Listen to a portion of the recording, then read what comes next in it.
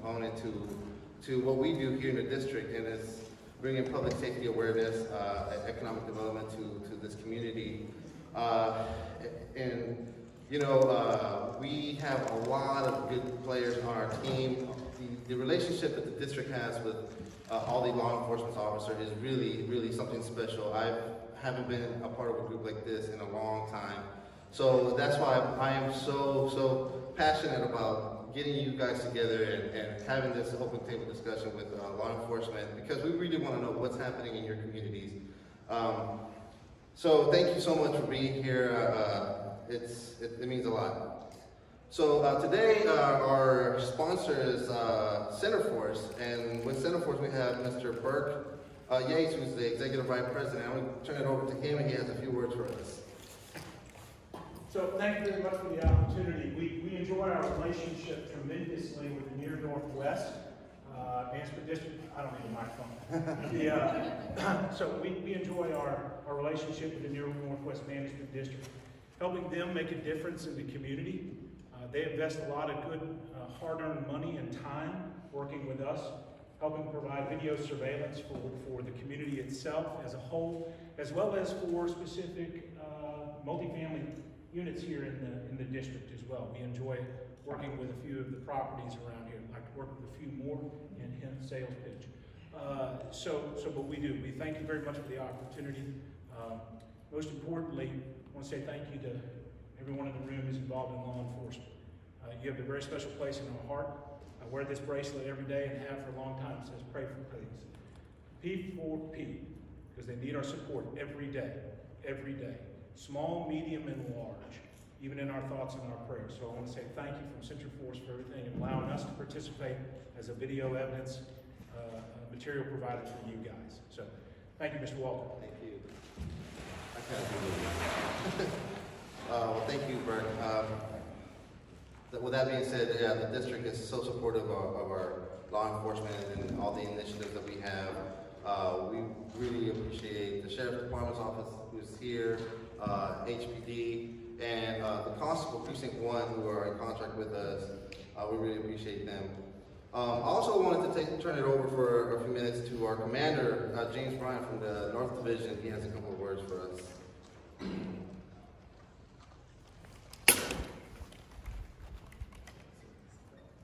Good afternoon. I'm James Bryant. I have the pleasure and I'm the commander of the North Division. I have the honor, that's the word I'm looking for, the honor of being the commander of the North Division of HPD. So,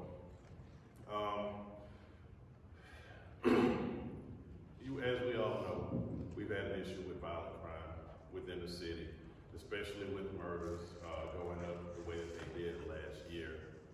And I just wanted to say a few words about what we're doing as a city, as a department at this time to address those things. And I don't know if you've seen in the news lately, the mayor has started the initiative One Safe Houston. If you're interested in what this program is, you can look at it, look it up on, you can Google it and you can get all of this information. But in a nutshell, pouring a lot of resources, I think about close to $45 million into the public safety sector of the city to help us fight this violent crime. As the commander of North Division, it affects us specifically because the mayor is committed to have 125 extra officers per day on the streets of the city of Houston. Now that's the entire city, but North is also a part of that as well. So we have an overtime program where we're staffing overtime slots each night during the most active times of the night, between 6 p.m. and 3 a.m., which is when most of the crime happens. And we deploy those units to the most violent areas, and it's not one of those things where it's going to be the same areas throughout the whole program. We're going to go to where the crime is. That's why it's most important for everyone to report the crime in that area, because it's going to be data driven. So if you have crime going on in your area, we have to have that information to collect to be able to deploy our resources effectively. If you have issues in the area, please, this is the time to let us know as we're deploying these resources. And in respect for I'll be available after the meeting if you have any questions about the program. But at this point, thanks for having me. Thank you, Commander.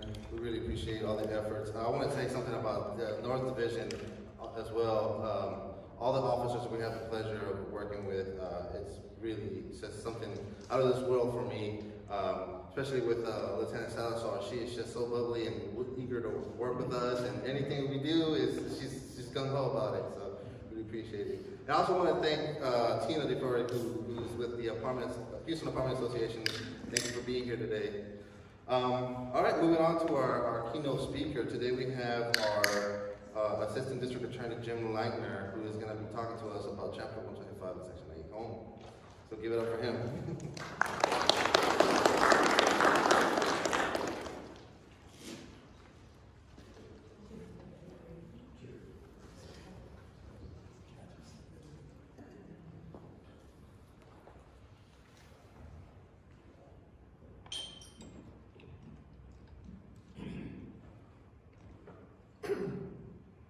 My name is Jim Leitner. I'm the Bureau Chief over Intake and Grand Jury at the District Attorney's Office. Michelle Wilhelm is an Assistant District Attorney, one of our chiefs, that came here with me. And I have to confess that I really wasn't sure what y'all were looking for when we came today. I normally, when I come out to places like this, I'm addressing whatever the issues specifically that you're dealing with. And a lot of times it's criminal trespass, so I brought a deal on that, but I think that's probably not what you're looking for today. So let me just kind of give you a basic overview. This last Thursday and Friday, I had to do the orientation for the new grand juries because our November 2021 term expired and our February 2022 term just started. And I started out by telling the grand juries, and I can tell you all the same thing right now, that I've lived in Houston all my life except for my time in the military.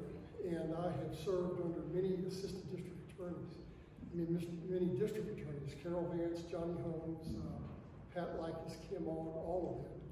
And I have never in my lifetime seen crime as bad as it is right now. When I was getting ready to go talk to the grand jury, I just do what I do every morning. I come in at 6 o'clock and I get on ABC 13 and see what happened last night, so I know what I'm going to be dealing with today when I get the intake. And just give you an example, this is one day's headlines. Child shot in road rage incident when family was on the way to a grocery store. This happened at 9 p.m. on Fondren. 13-year-old shot multiple times outside a grocery store in Southwest Houston. This happened at 4:20 p.m. Houston residents on edge after multiple homes shot at in broad daylight. This occurred in the Chasewood subdivision at 10:45 a.m. Father grieves son who was killed while grabbing jacket in Northeast Harris County. 12,000 block of Tidwell at 7:40 p.m. And what I told the grand jury then, and what I'm telling you now is, in all those years that I've lived in Houston, and all those years that I've been involved in law enforcement one way or the other, there have been times we've had more murders than we have right now. But murders normally were bad people killing bad people. And they were mainly killing people in the middle of the night in a seedy location where regular people wouldn't be. But you can see what I'm reading now is that people are getting killed on the freeway, they're getting killed going to a grocery store, they're getting killed in broad daylight. The rules have just changed. I mean, it is worse now than I've ever seen it. And to make it even worse, to compound how bad it is we have about 100,000 case backlog in the system. Harvey hit, which put the courts behind. The courthouse shut down, so they didn't have a place to try cases. Then COVID came, and for 2 years there's really no cases being tried. And most of the criminals then were in a situation where they know that their case, they commit a crime today, they'll be lucky if their case goes to trial 2 years from now. So we're dealing with all of those issues at the same time we're dealing with what's happening on a day-to-day basis here. Compound that with the fact that bond reform hit Harris County, and people, commit a crime, they get out on bond, they commit another crime, they get out on bond, they commit another crime, and so on and so on and so on. It used to be that when I pulled rap sheets up, because when we file cases at intake, I looked at the rap sheets. You know, if somebody had a pending case, it was unusual. But they never had more than one pending case. But nowadays, when I pull rap sheets up and I'm filing charges on people, they may have 5, 6, 7 pending cases. And those cases may be aggravated robberies. You know, they're bad cases. They're not, you know, just all criminal trespasses and things like that. so times are tough right now. I mean, we've all got to get together and work on this if we're going to have any chance of getting out of it. Let me explain to you a little bit about what intake does, and then I'm kind of open it up so y'all can tell me, you know, what the issues are that we may be able to talk to you. In Harris County, it's different than a lot of counties throughout the state of Texas. When a police officer sees a crime committed, and the police officer believes they have probable cause, they'll arrest the individual, then they call intake. They've got to call intake because we have to accept the charge before the jail, which is the Joint Processing Center, will accept that individual. They'll call us, and just like the police work 24 hours a day, 7 days a week, intake works 24 hours a day, 7 days a week. They'll call us and they'll tell us what they have. We'll tell them what charge we'll take, or we'll tell them we won't take that charge and what the reason is. Or we'll work with them. I get calls all the time where they have a SWAT situation, and SWAT won't go into the house unless they have a warrant. That I have to draft either an arrest warrant or a search warrant to get inside that house. But they'll call us and we work together like that to try to get the violent people off the street. And I'll tell you this, the only thing that hasn't changed over this process of Harvey shutting down the court system and COVID keeping people from trying any cases is the police still go out and stop people that they catch committing crime. Intake still files those cases. Not much happens to them after that, unfortunately. And they're trying to change all that.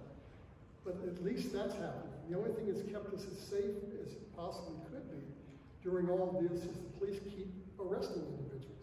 They keep at least trying to stop them as it's going, as it's happening. And I mean, that's how bad it is right now, what we're facing.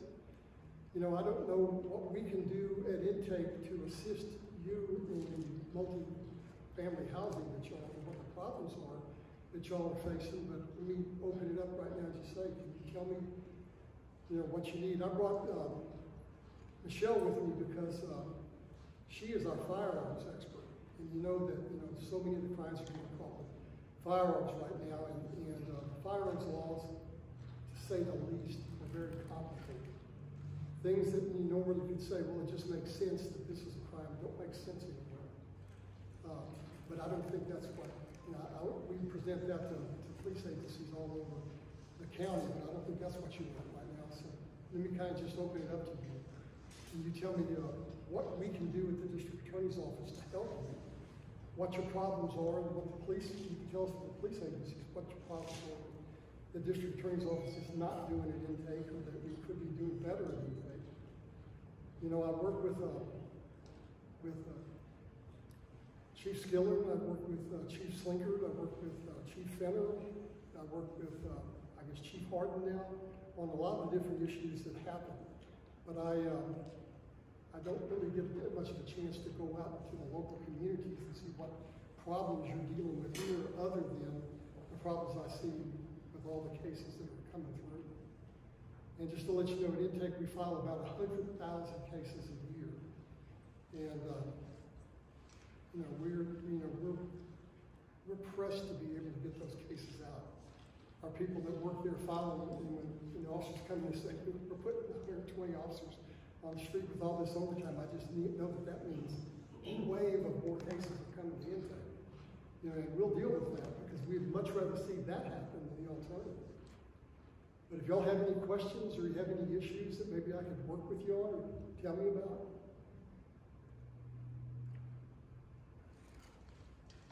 So I'm Tina, the viewer of the District Park Association. So I'm really glad to hear that our apartment managers and properties out here don't have any issues, because that's great. Because everywhere else I go hell on earth for you guys. So now is your time to speak up. You've got somebody living in here, and if you're having car theft, B&B issues, you're having criminal trespass, you're having domestic violence, you're having murders, you're having break-ins, apartment break-ins, you're having squatters, now's the time to speak up.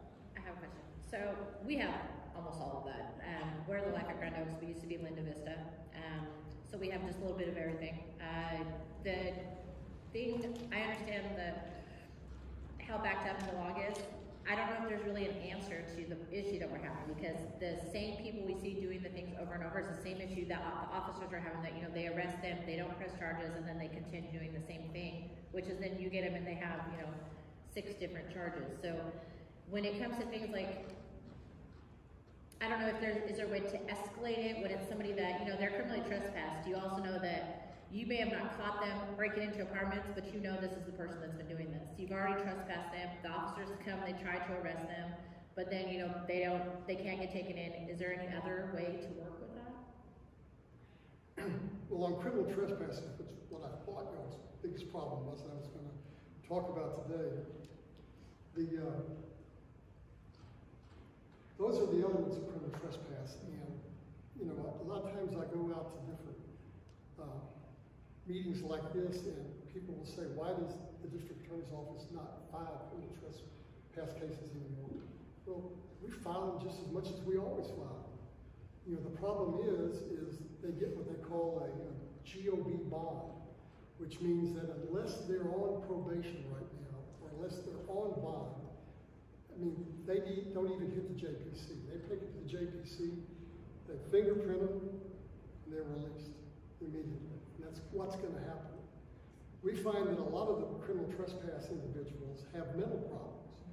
And, you know, the reason they may be continually breaking into your apartments that don't have people in them right now, and you find them, you arrest them, and they get arrested for criminal trespass, they come right back and do it again.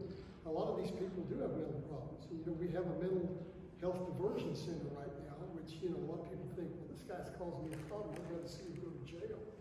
But believe me, we'd rather see him go to jail too, but he's not going to jail. He's going to jail and bouncing just like a ping pong ball right out of it again. So it would probably be better in those situations if they have mental health problems to take them to the diversion center. Because they're at the diversion center, they give them a place to stay, they give them food. If they need some type of medications to help them, if they're bipolar or whatever the problem is, they have psychiatrists there that will work with that. And even if they only keep them for 2 or 3 days, that's 2 or 3 days that they're not breaking into your apartments again. And they have a possibility that with the medications and the help that they're getting, that maybe they can straighten out. Plus, they give them all you know, kinds of options of things they can do and places they can be where they'd never get it by just going to the jail. And let me just tell you, I was at a JPC meeting this morning. The Major Daughter had told me that he said, I can't believe how bad the inmates are in jail right now. I mean, you know, we know how bad everything is on the street, but believe me, it doesn't stop when they get in the jail. They're like that in the jail. He says, it's like everybody's on steroids. They had a guy that was arrested for criminal trespass that had some mental problems, but, you know, he keeps causing problems over and over again. And then he fought the officers when they went to arrest him. So he wasn't going to the diversion center. He was going to the jail. He got in the jail and he grabbed the bars when they put him in his cell and beat his head against those bars until he killed him. Now, we've always had people that would grab the bars and beat their head on the bars, but we don't ever have people that would do it until he killed them. And he did that. You know, and, you know, then the poor people in the jail have to answer to anything that happens like that. So it just makes being a police officer that much tougher. And I can guarantee you right now, it's tough to be a prosecutor. It's a lot tougher to be a police officer. God, am I glad I'm not a detention officer. If you see what happens in the jail, when you have people that have been arrested for 5 different aggravated robberies, and they're finally now stuck in jail, they realize that, you know, Judgment Day is coming. And, you know, that, you know, they maybe got away with this bail reform system for a while, but now that they're stuck in the jail, they are ultimately going to go to trial, and they're ultimately going to go down for a long time. And they're impossible to deal with inside the jail. I mean, you don't know how many, I get almost as many assault calls over the phone at intake from the jail as I get out on the street. I mean, it's just a tough time to have to deal with these people right now. And I know it's a tough time for y'all to deal with people. I will say one thing just to say a little bit about criminal trespass. You know, criminal trespass is a notice offense. You can see that these are the elements of the offense, and there at the very end it has that they've had notice that entry was forbidden.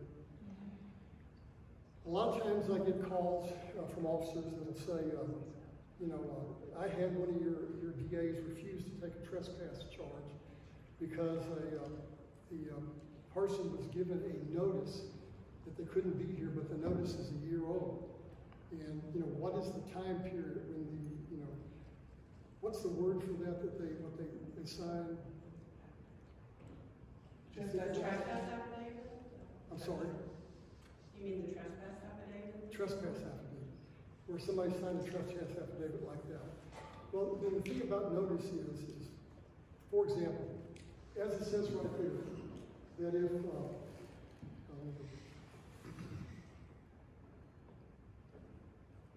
most trespasses are notices by this. Somebody breaks your window of your apartment that nobody's living in right now and goes in. Doesn't have to be kind of an affidavit on file. They don't have to tell them they don't have to do that. The fact that the apartment was locked up and the window was closed is the notice to them. If a person goes into the common areas of the apartment complex, that's a public area. I mean, you may not want them there. They may cause a lot of problems. But if they've never been given notice that they can't be there, you can't file them for criminal trespass. Those are situations you're talking about a public area that normally the public would have access to. If you're going to arrest somebody for trespassing there, they've got to have notice that we can prove in court that they couldn't be there. Prime example is the Galleria. Anybody can go to the Galleria, but that doesn't mean you can go to the Galleria and cause a lot of problems. Keep going back to the Galleria. At some point, the Galleria has the right to say, you can't come here anymore. And when that notice has been given, we can arrest them for going in the Galleria. I mean, that's the only issues about that. On a trespass situation, you have to have the entry of the entire body. If you're talking about a burglary of a vehicle, all you have to have is the entry of part of your body or the entry of something. Like, for example, somebody takes one of those Slim Jims and is trying to open the car up and they stick it in through the window like that. As soon as they stuck it in through the window like that, they've committed a burglary of a motor vehicle. Whereas if you were talking about going into your apartment, your whole body has to get inside the apartment. What happens is when the officers call us at intake and they give us the fact situation, we have to make sure the fact situation fits to the elements of the offense. And that's when we choose what charge we can or we cannot file. And I can tell you this, that we have policies in intake that if, for example, someone was committed 6 crimes, and let's say, for example, that they trespassed into one of your housing units. The officer went to arrest them, and they fought the officer, and they punched the officer out, or they spit in the officer's face or something like that. Chances are I will not file the criminal trespass charge because I'm going to file the 3rd-degree felony of spitting in the officer's face, or the 3rd-degree felony, or the 2nd-degree felony of punching the officer. Now, I wouldn't file the criminal trespass. So when you went in the system and looked for your case, and you didn't see one there, you'd say, well, the DA's office doesn't care about us. Well, that's not the case. I mean, we're going to file the greater of the charges.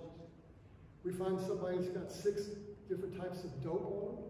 What we'll do is we'll take the 2 that's got the most dope in the penalty group that gets the most time. We'll file those and we'll just collect all of it, but we'll hold it for presentation at the trial, but we won't file all the cases. I mean, right now we're in such a bad situation with the backlog that we're going to have to dismiss thousands and thousands, tens of thousands of cases to see light, to be able to work on the cases that are happening right now, the really bad cases. So we don't file all the cases we could file. that we always file gun cases, and we always file bad cases. And because of bond reform, you know, if I can file 5 aggravated robberies, if somebody came here right now with a gun and made us all give them our watches and our billfolds, you know, I can tell you I'd probably file at least 10 aggravated robberies out of that. And I'd wait to see if they got out of jail, and if they got out of jail, I'd file 5 more. You know, just try to do everything we could to keep them locked up like that. We work with the officers and try to do that at intake. But there's, you know, the problem is so bad right now, there's not that much we can do. Somebody else have a question? How about law enforcement? Do y'all have any question, anything about dealing with intake that I can make better? Because all the people that work there work for me. If they're not doing a good job, tell me. I can, you know.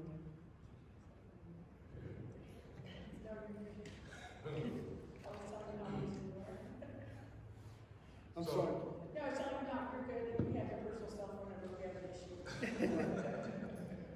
So one question I would like to ask is, I've had asked by apartment owners. So apartment owner has someone that they don't want on the property, but they happen to be friends of the tenant who keeps inviting them over. So what takes precedent when that's presented to the DA's office?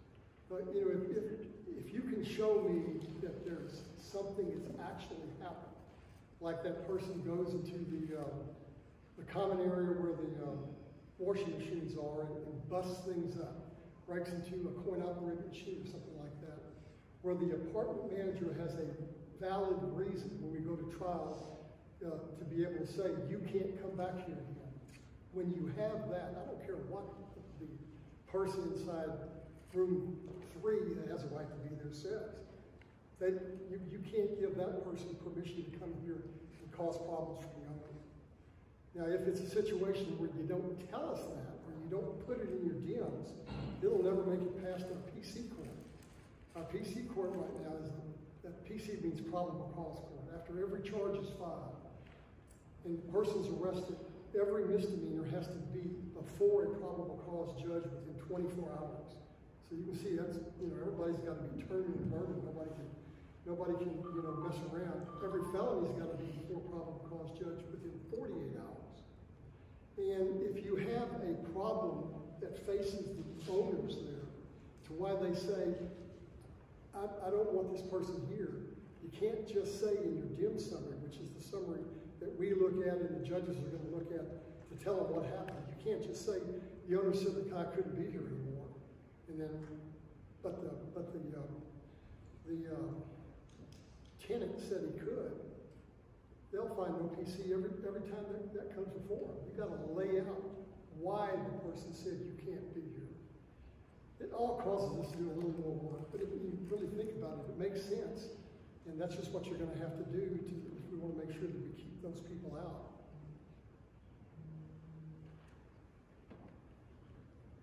Counselor, question for you. You laid out the fact that we've got a lot of stuff in backlog, 100,000 cases in backlog, and that perhaps one of the ways to help out is to dismiss thousands of cases. What do you see the next 9-12 months looking like for the DA's office and to help clear out some of this stuff? And give us a little hope. I mean that badly, but just a little bit. Well, I can tell you this. I've got a son that is in law school right now. And if he was going to ask me, I would say, don't become an assistant DA. That's what I see for us right now. I don't see any easy way out of this. I mean, we are so far in the hole, you know, law enforcement and the DA's office with all these cases that there's just no easy way out of it. I mean, I think that we probably all got to get together and realize that, you know, there's probably 30 to 50,000 cases pending right now that are not, you know, violent crimes that we need to get to. But we need to get to the violent crimes first to get those people locked up in the penitentiary so we can deal with those other crimes. And if the courts are saying, hey, a case is a case, and we're going to do it time-wise, if you arrested this one today and you arrested somebody tomorrow, today's case has to go first. I think we're just going to have to gut up and get rid of a lot of those old cases And if we can clear out enough of the new cases to where we can really see daylight, as long as the statute of limitation hadn't run, we can go back and file some of those old cases. But other than that, and nobody's going to want to hear that, but I just don't see anything else we can do right now. When the courts are saying, hey, defendant A, even though he has a case of some unauthorized use of a motor vehicle, and defendant B has an aggravated robbery, the unauthorized use occurred before the aggravated robbery, so we're going to try that one first. If they say they're going to try that one first, we have to try that one first. So my position would be is get rid of some of those cases and try the really bad ones. I mean, you can think back right now in your mind about police officers who've been murdered and how so many of those cases haven't come to trial yet. That should have come to trial, a long time ago. But it's because the system is so backed up. And with COVID, nobody was trying anything. COVID didn't stop officers from being out on the street arresting people. COVID didn't stop intake from working. And COVID stopped everything else. I mean, people didn't come to the DA's office. People didn't come to court. It's just what happened. Hopefully that's gone away. And it probably didn't go away because our officials wanted it to go away. It probably went away because people at the rodeo said, we're going to have a rodeo this year no matter what. So all of a sudden COVID isn't here anymore. That's probably how that happened. Whatever. At least now can work on all those things. I think as long as everybody knows what everybody's problems are and we all try to work together on it, we can do our best to stem those issues. The people that continually keep breaking in, the people that break into your cars. I mean, for example, you go to a probable cause judge and you say, I've got a burglary of a motor vehicle, and I've also got a burglary of a habitation. And they're always going to say, well, I'm not really worried about the burglary of a vehicle. I'm worried about the burglary of a habitation, and that sounds reasonable. But if that burglary of a vehicle is a guy that went to Texas Children's Hospital and hit 100 vehicles in the parking lot tonight, and we finally caught that person, that may be a person that we need to put away before we even do the one burglary of a habitation. I mean, we've got all kind of problems like that we're dealing with. And it's so bad, I told the grand jury this. They all thought it was funny, but you really think about it, it's not funny. Home Depot and Lowe's get hit every day, all over and over again by people. I don't know how they can keep making enough DeWalt drills, DeWalt combo packs and Milwaukee drills and all that to have enough there for people to steal. But Home Depot has from what I'm told, a policy that, if it's less than $400, don't arrest them on the spot and fight them on the spot. Just make sure we can identify them and we'll do a to-be warrant and arrest them later. We got guys that go in the Home Depot, grab the DeWalt drill, start out with it, and people start coming up and they go, it's less than $400 as they're running out the door. I mean, the criminals know exactly what the policies are, and they act like that. I mean, it's never anything like that. Somebody went in and shoplifted a drill bit at Home Depot in the old days. They got busted right on the spot and went to jail. But it's just not like that. There for a while, before you see the ATMs get a big iron bar welded across them so they won't move, people were going hitting ATMs, every night. We had an ATM inside the county administration building where Commissioner's Court is. If they drove a truck through the front doors of the county administration building, stole the ATM, they put wood up, put a new ATM in, broke it again, and stole the ATM again. I mean, it's gotten that bad, but when you think about it, if you can get $60,000 every time you steal an ATM, and you can get away with 4 of them before you get caught. I mean, how many people can make that much money, in 2 years, much less, 2 weeks? So, they figure that out, and they figure out where they can make money, where the soft spots are, and they hit it. Yes, sir? Excuse me. I have come out of order, but some of my career criminals are out on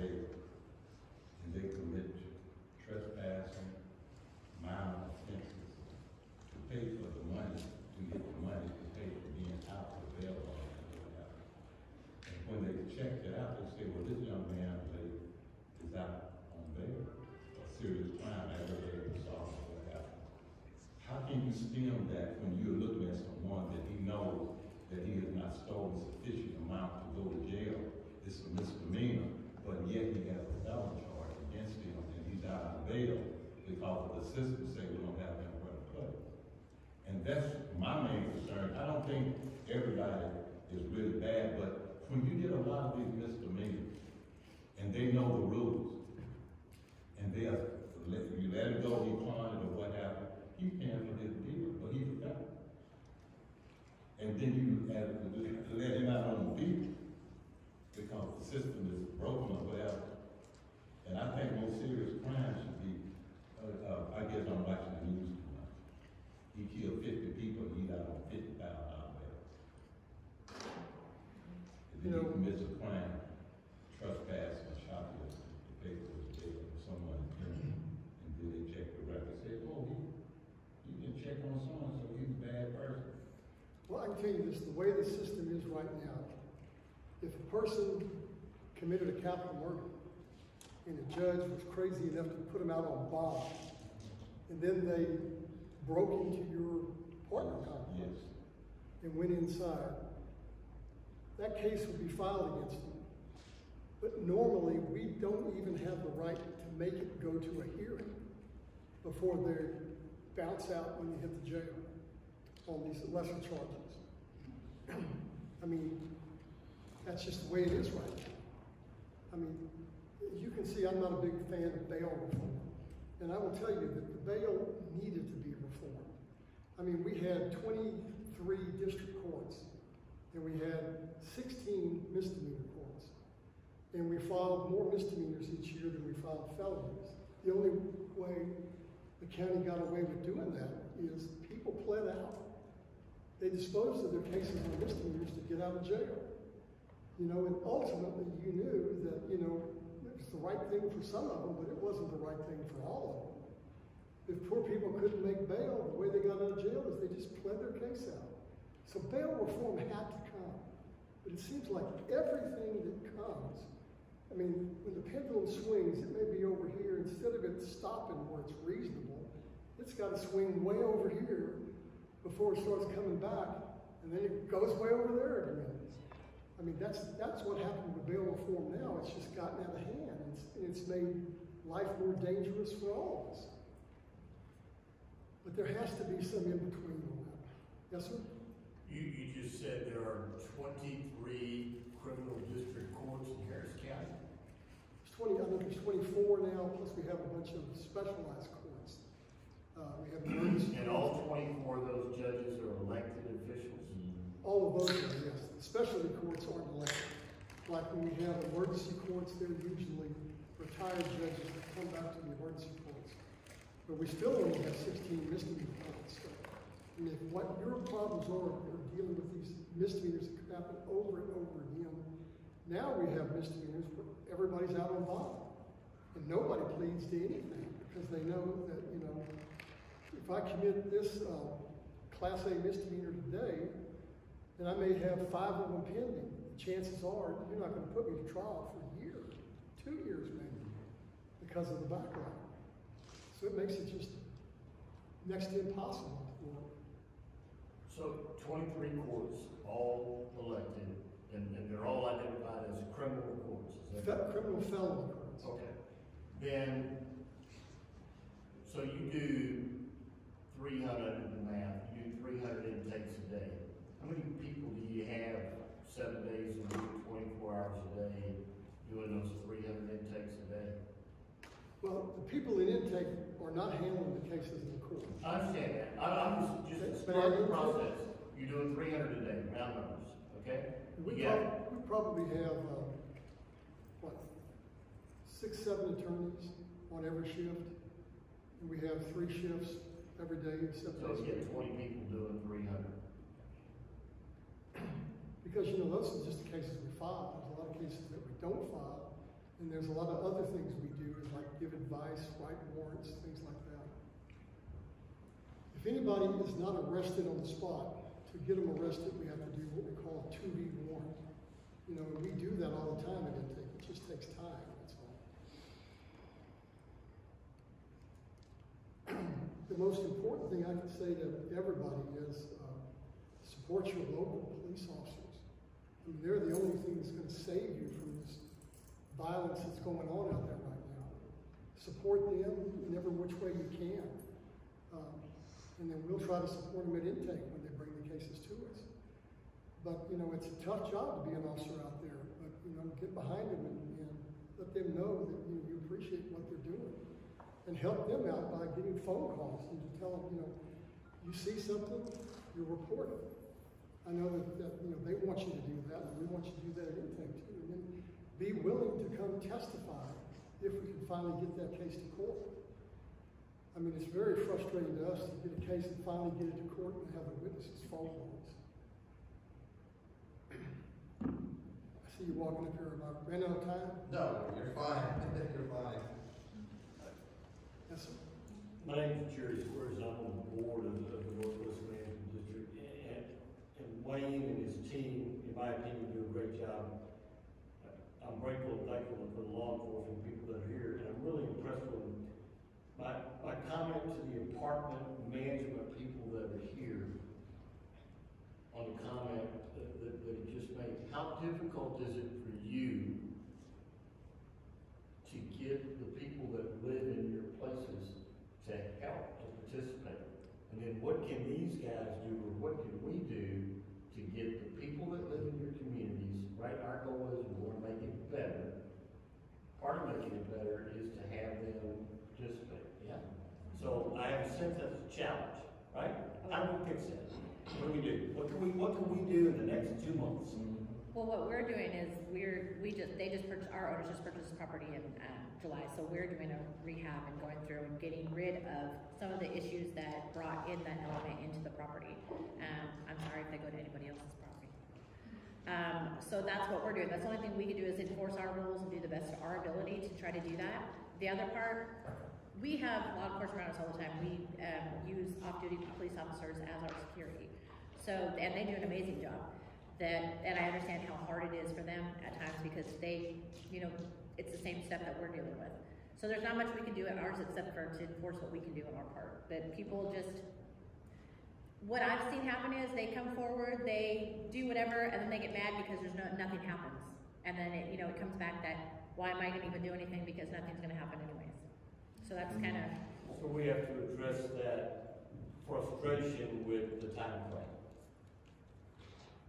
I also think we do have a lot of people that do cooperate with us, and that's how we solve most of our crime because people do come forward. But they're in a situation where they can't be seen coming forward, and for someone to step up against someone that may have committed a horrendous crime, and 3 days later that person is back, that creates a terrible situation for them and their families. So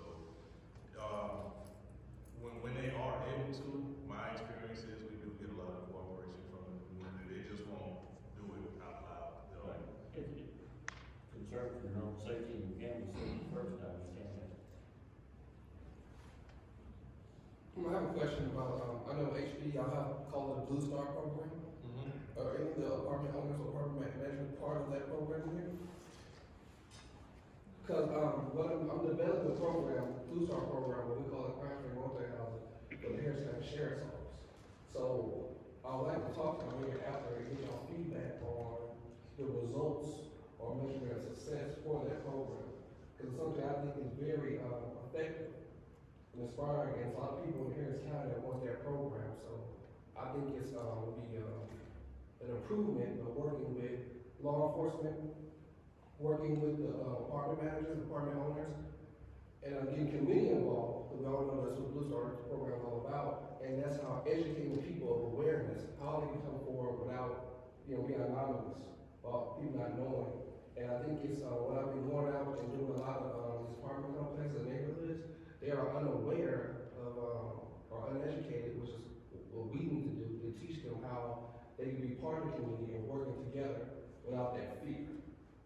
If that makes sense. So I guess I'll speak with y'all afterwards, but I just wanted to throw that out there.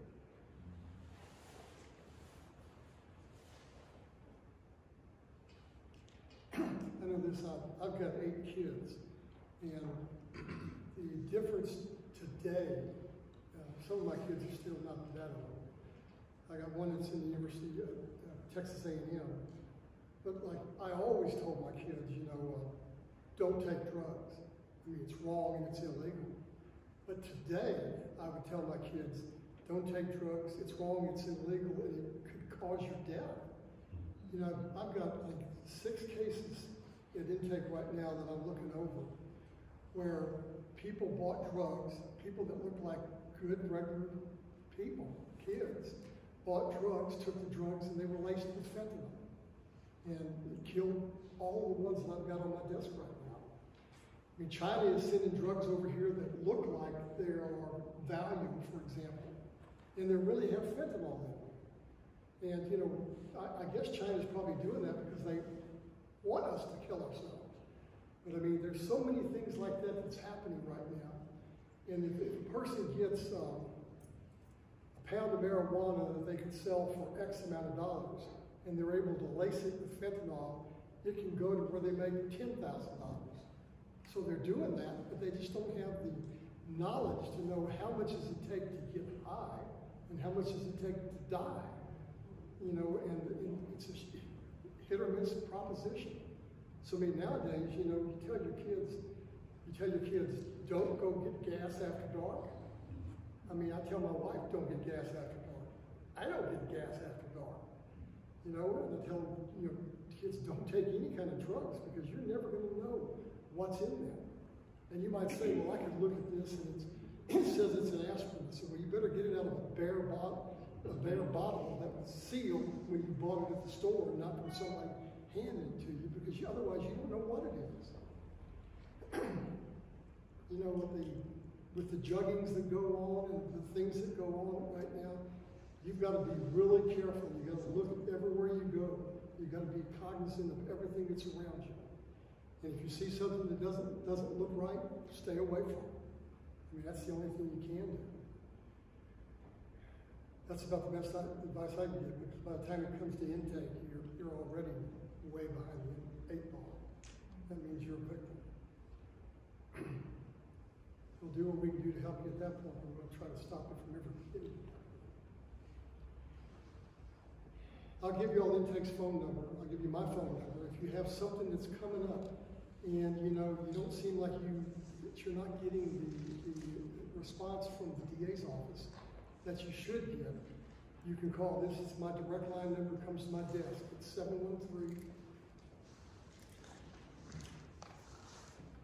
713-274-0238. And just tell me who you are and where you got the number from. And I'll try my best to find out the answer for you. I get calls all the time because so many of the charges have my name on them. And I got 2 calls this morning from a guy who called me and said, you know, my daughter got shot in the head by this guy. Why did you just file felony possession of a weapon on him? Well, I had no idea what he's talking about. So I had to get the guy back and said, who is your daughter and who is the defendant? And let me look it up. Well, I looked it up, and what it was, the case that was filed that had my name on it, because my name is on most of the charges that go out of intake. It was a traffic stop where the officer stopped the guy for speeding, smelled marijuana, searched the car, found the gun, ran his record, saw that he was an habitual felon and filed felony possession. Had nothing to do with him shooting the guy that calls me daughter. And I said, well, you know, this is a totally different case. The case you're talking about hasn't come to me yet. I don't know what status it's in with the police. You know, you need to talk to them, but it's probably still being investigated. But you can see how much it would worry him to see somebody didn't care enough about my daughter to file that case on this guy, but it wasn't the case. But he would only find out if he called somebody to look it up and give him the answer. So I don't mind taking the time out to look it up and find out the answer. And sometimes the answer may not be a good answer, but I can find you the answer.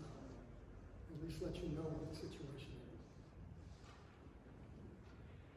Anything else? Thank God for the police, and thank God for people like you that support the police and are trying to make this havoc stop. Because as I said before, it's worse now than I've ever seen it. Thank you.